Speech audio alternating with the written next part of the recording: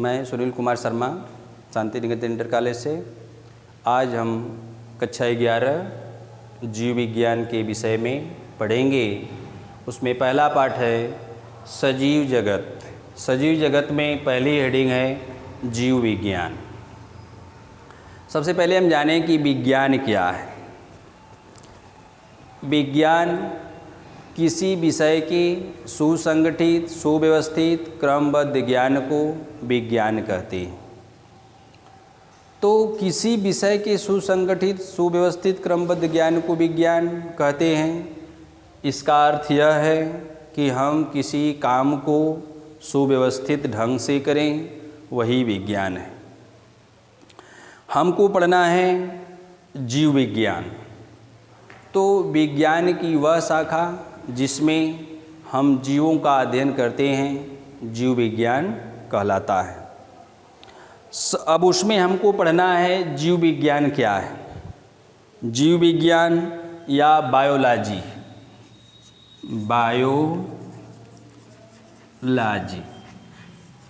Biology शब्द का उपयोग जो है सर्वप्रथम 1802 ईस्वी में लैमार्क ने किया था।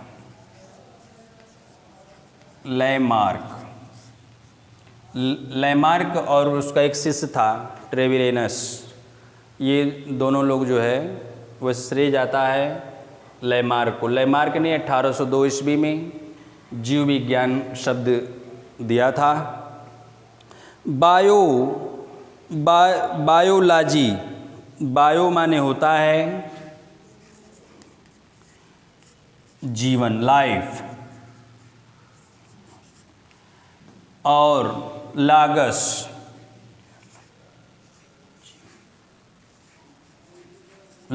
मीन्स होता है,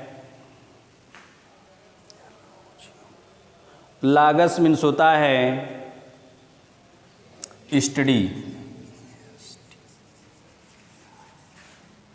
स्टडी। इसका अर्थ यह है कि जीवन का अध्ययन करना। जीवन का अध्ययन करना ही जीव विज्ञान कहलाता है। जीवन का अध्ययन करना ही जीव विज्ञान कहलाता है। तो हम यह पढ़ लिए जीव विज्ञान क्या है।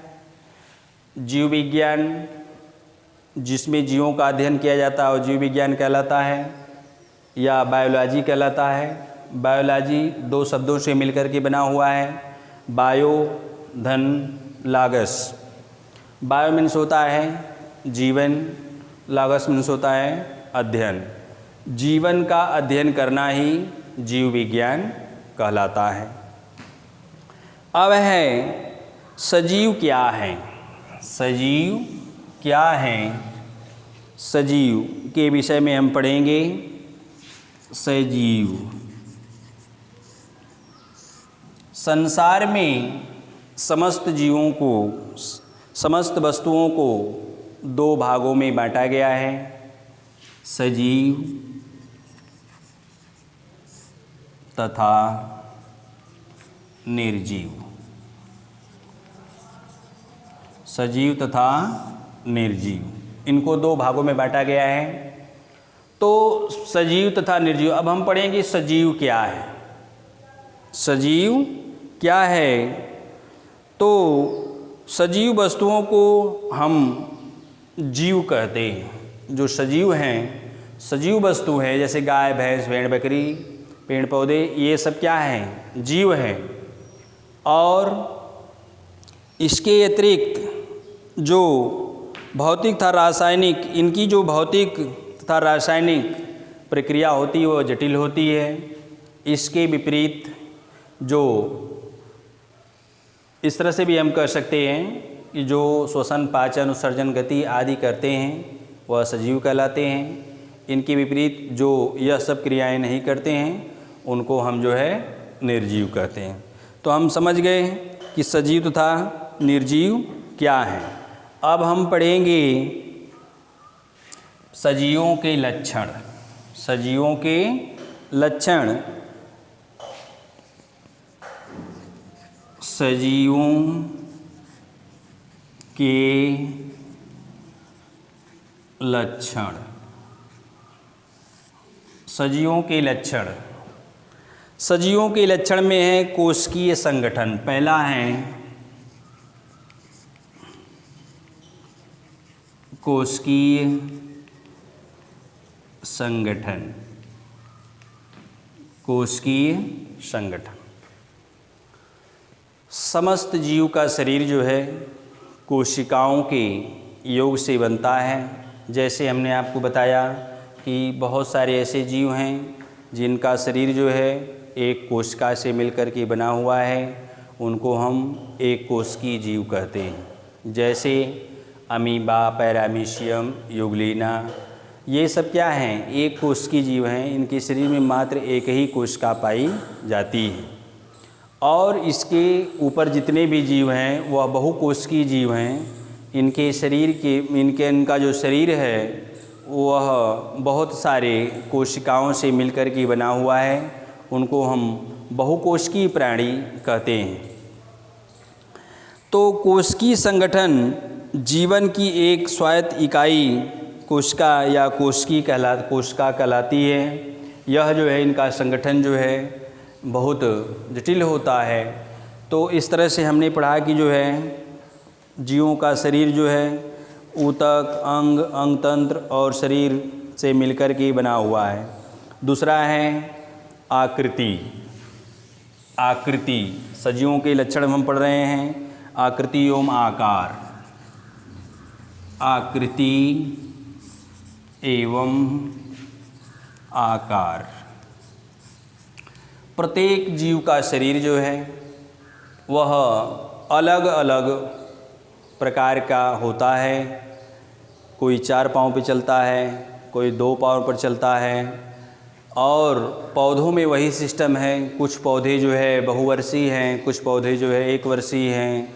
कुछ पौधों की जड़ें जो है पृथ्वी के बहुत गहराई तक चली जाती हैं। कुछ पौधों की जड़ें जो है पृथ्वी की ऊपरी सतह पर रहती हैं।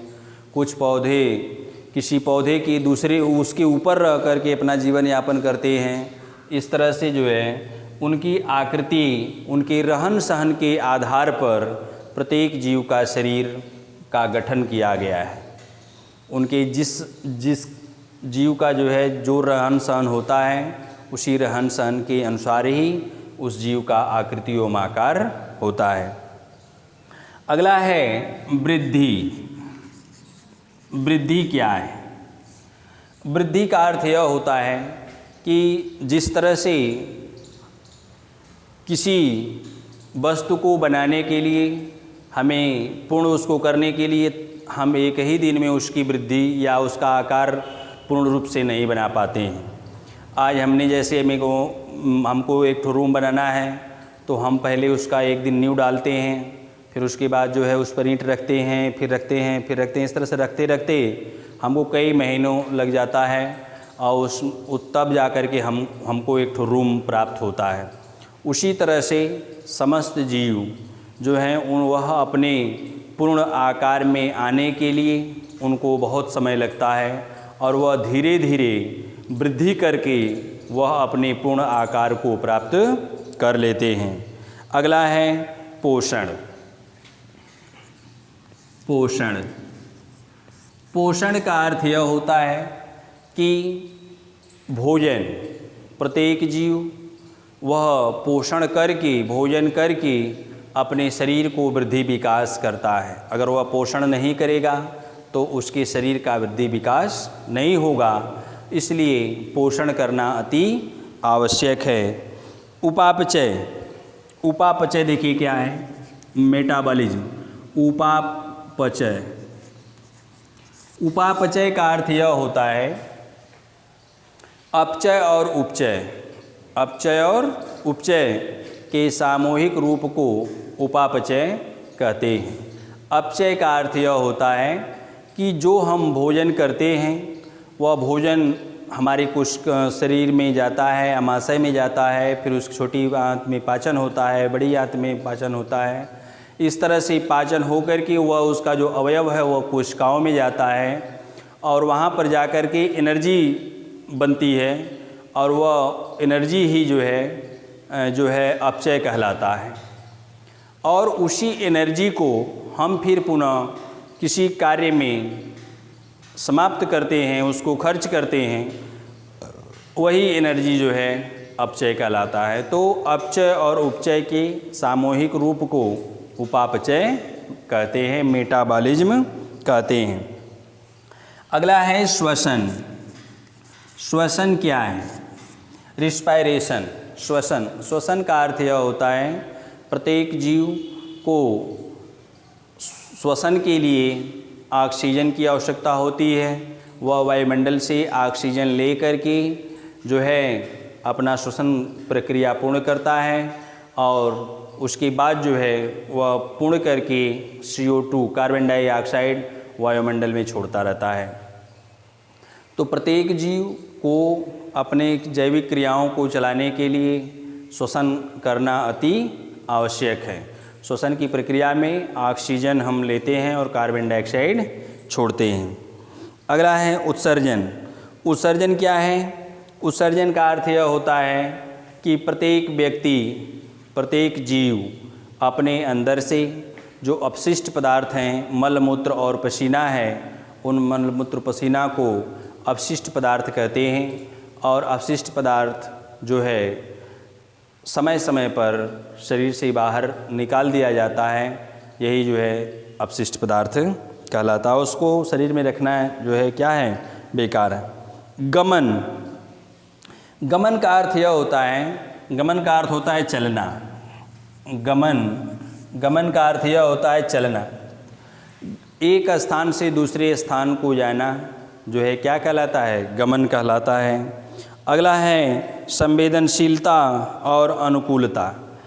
अनुकूलता का अर्थ यह होता है कि प्रत्येक जीव अपने शरीर को वातावरण के अनुकूल जो है ढालता है। जैसे गर्मी का मौसम आता है तो हम हल्के हल्के वस्त्र ले लेते हैं, और जाड़े का मौसम आता है तो हम ऊनी वस्त्र ले लेते हैं। इस तरह से हम वातावरण के अनुसार अपने शरीर को, अपने वस्त्र को चेंज करते रहते हैं, तभी जा कर के हम इस वातावरण में रह पाते हैं। अगर हम शरीर को चेंज ना करें तो हम इस वातावरण में ठीक से नहीं रह पाएंगे। जनन। जनन क्या? अगला है जनन। जनन का अर्थ यह होता है कि प्रत्येक जीव अपने ही समान संतान उत्पन्न करता है। इसलिए उत्पन्न करता है क्योंकि अपने जाति और वंश को चलाने के लिए वह जो है जनन करना अति आवश्यक है। अगर वह जनन नहीं करेगा तो उस व्यक्ति का, उस जीव का जो अस्तित्व है वह वहीं तक समाप्त हो जाएगा, आगे नहीं चल पाएगा। इसलिए जनन करना अति आवश्यक है। जीवन चक्र। जीवन चक्र। अगला है जीवन चक्र, साइकिल। जीवन चक्र का अर्थ यह होता है कि प्रत्येक जीव वह जन्म लेता है और जन्म के उपरांत वह समस्त क्रियाओं को करके अपने शरीर को धीरे धीरे जो है वह वृद्धावस्था की ओर ले जाता है, और वृद्धावस्था की ओर जा कर के फिर वो उसका शरीर जो है, उसका अस्तित्व ही जो है क्या होता है? समाप्त हो जाता है, और फिर पुनः नए जीव का निर्माण होता है। यही जो है क्या कहलाता है? जीवन चक्र कहलाता है। अब कह रहा है जैव विकास। जैव विकास। जैव विकास क्या है? जीवों में होने वाला क्रमिक परिवर्तन। जीवों में होने वाला क्रमिक परिवर्तन ही जो है जैव विकास कहलाता है। जिस तरह से आप देखे होंगे कि जो है हम जो मनुष्य हैं पहले 4 पाँव पर चला करते थे, आज हम 2 पाँव पर हो गए। हमारे शरीर में बहुत लंबी लंबी जो है पूँछ हुआ करती थी, अब वह पूँछ जो है हनुमान जैसे पूँछ होती थी, वह पूँछ जो है क्या है? समाप्त हो गई है, और हम जो है खड़े होकर के चल रहे हैं। इस तरह से जो है आदि मानव से और जो आधुनिक मानव है उसमें बहुत सारे चेंजेज हो गए हैं। यह किसके कारण हुए हैं? जैव विकास के कारण हुए हैं। इसलिए आज आप देख रहे हैं कि हमारा विज्ञान कितना आगे चला गया है, इतना आगे चला गया है कि आज हम चांद पर जाने को तैयार हैं। किसके कारण? विज्ञान के कारण और जैव विकास के कारण। प्रतिदिन, प्रति क्षण, प्रति सेकेंड जो है एक नई नई खोज हो रही है। इसकी वजह से जो है जैव विकास या कहिए कि पूरे धरती का विकास जो है हो रहा है। तो इस तरह से हम पढ़ लिए क्या? जैव विकास। तो जैव विकास का अर्थ आप जान गए। हम यह पढ़ रहे थे कि जीवों का जो लक्षण है वह कैसे रहता है, कैसे कार्य करता है, कैसे विकास हुआ। इस तरह से हम जो है